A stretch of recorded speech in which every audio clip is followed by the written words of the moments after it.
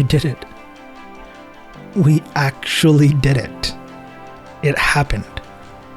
Like, it wasn't a dream or something. It actually happened. We shot amidst or something. It's just like a bunch of clips right now. Like, now comes, the building of film. But so this is kind of what's happened from the last episode till now. So a few weeks ago, the 17th of December to be exact, I picked up the phone to call Lyft. They're like a rental house for indie filmmakers. They're incredible. So what we needed from them was like lenses and a few other things. And their best lens is like $200, but everywhere else is like a lot more. So we called them on the 17th because we knew they were going to go off for 2 weeks and they were going to come back on the 6th. The issue is we're shooting on the 11th and 12th, and that was way too close. So we called them on the 17th, because we felt it was safe.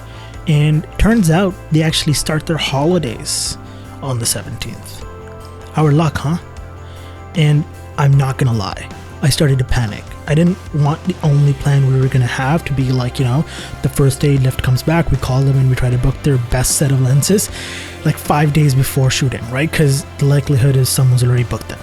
So we started talking to like different rental houses, and yeah, like every one of them, like the prices were like $600, $700 more. That might not seem like much, but we were on the edge of our budget, so like that would have really changed what we could have done on set and how we could have shot it, and a whole lot of things would have changed.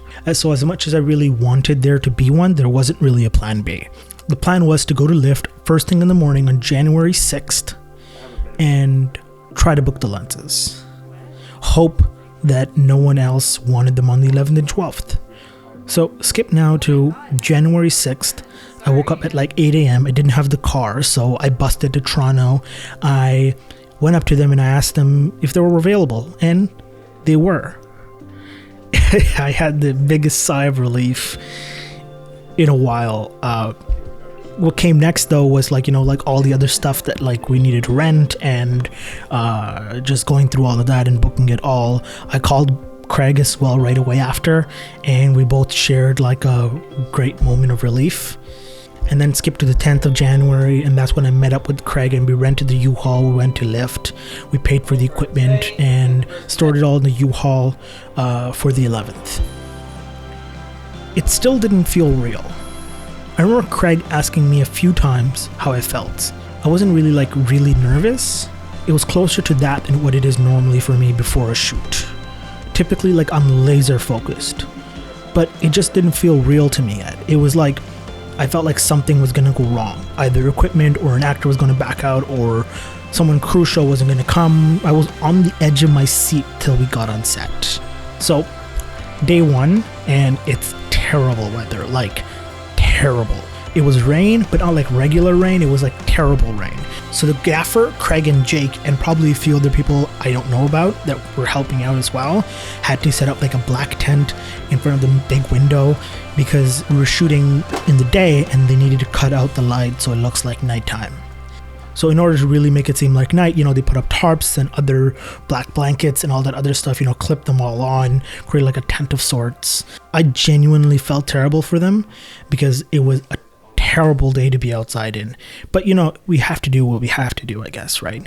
And while that was happening, Art was setting up the area for how it was going to be and stay for the next 2 days while we were here. And for information's sake, the camera was also setting up equipment at the same time.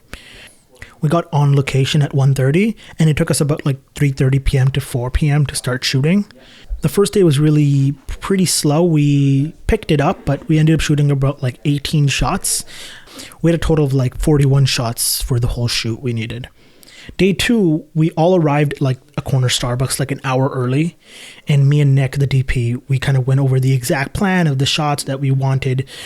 I think that we had a really thorough plan, but especially after day one, you start to really realize what the tone and the feel of the film's actually going to be like. So we wanted to make a few adjustments accordingly. And what was really nice though is that when we got to the location at 1:30, we started shooting like around 2:30, and we left all the tarps up and all the other stuff, so we didn't really need to do that much prep, and we just started getting rolling. think the only thing we didn't get was like the last shot that we initially thought of, like before even coming to set. And it was just like a thing was we could have gotten it. I just didn't feel like we needed it.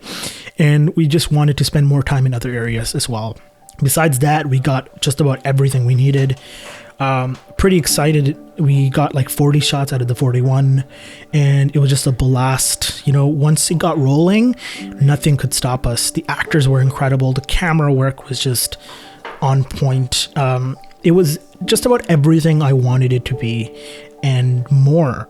And you know, now comes the other tough part about filmmaking. I feel like there's a saying, and I'm gonna probably butcher it, but I'll move it pass along, is, you know, you start in the writing process and you can't wait to get to pre-production, and then you start in pre-production and you can't wait to get to production, and then when you start production you can't wait to get to editing, and then once you start editing you're like, I just want to write again. It is a grueling process, but it needs to be done.